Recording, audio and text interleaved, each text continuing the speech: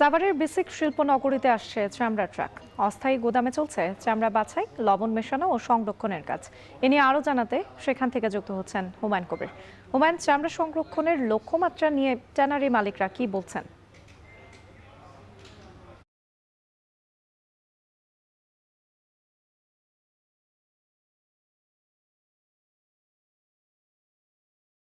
দুপুর পর্যন্ত আমরা দেখেছি ট্যানারির যে সংশ্লিষ্ট রয়েছে তারা জানিয়েছেন যে দুপুর পর্যন্ত প্রায় ৫ লাখেরও কিছু বেশি চামড়া সংগৃহীত হয়েছে এবং তবে এবার চামড়া যে সংগ্রহের লক্ষ্যমাত্রা সেটি আসলে পূরণ হবে কিনা সেটা নিয়ে সংশয় রয়েছে এমন কথাই কিন্তু ট্যানারি মালিকরা বলছেন।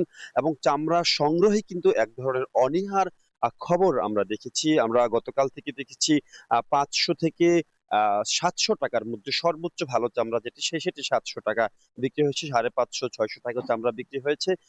এবং কালকে দুপুরের পর থেকে কিন্তু মোটামুটি ট্যানারিতে যেই ট্যানারি মালিক যারা তারা কিন্তু আসলে চামড়া কেনার প্রতি যে আগ্রহ সেটি হারিয়েছেন।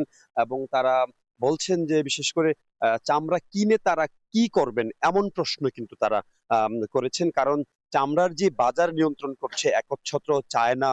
আর যে চামড়ার বাজার রয়েছে চায়নাদের ১০ থেকে ১২ বা ১৫ জন বায়ার রয়েছে, এই বায়ারদের মধ্যেই তাদের সীমাবদ্ধ থাকতে হচ্ছে, যে কারণে তারা অতিরিক্ত চামড়া কিনে সেগুলো যে এক্সপোর্ট করবে সেটি নিয়ে একটি এক ধরনের সংশয় রয়েছে। তারা এলডব্লিউজি সনদ বাস্তবায়ন না হওয়া এবং ময়লাযুক্ত ময়লাযুক্ত যেই ময়লা সহ অপরিষ্কার অপরিচ্ছন্ন সিটিপির বাস্তবায়ন না হওয়া সহ নানা কারণে কিন্তু এলডব্লিউজি সনদ বাস্তবায়ন হচ্ছে না। ফলে কিন্তু চায়নার ক্রেতারা ছাড়া কিন্তু অন্য ক্রেতারা এদিকে ঝুঁকছেন না, যে কারণে চামড়ার দামে কিন্তু একটি ছন্দপতন হয়েছে।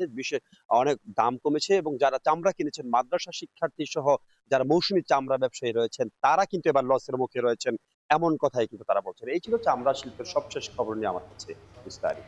সাভারের বেসিক শিল্প নগরীতে যাচ্ছে চামড়া ট্রাক। এ নিয়ে বিস্তারিত জানাতে আমাদের সঙ্গে যুক্ত ছিলেন হুমায়ুন কবির।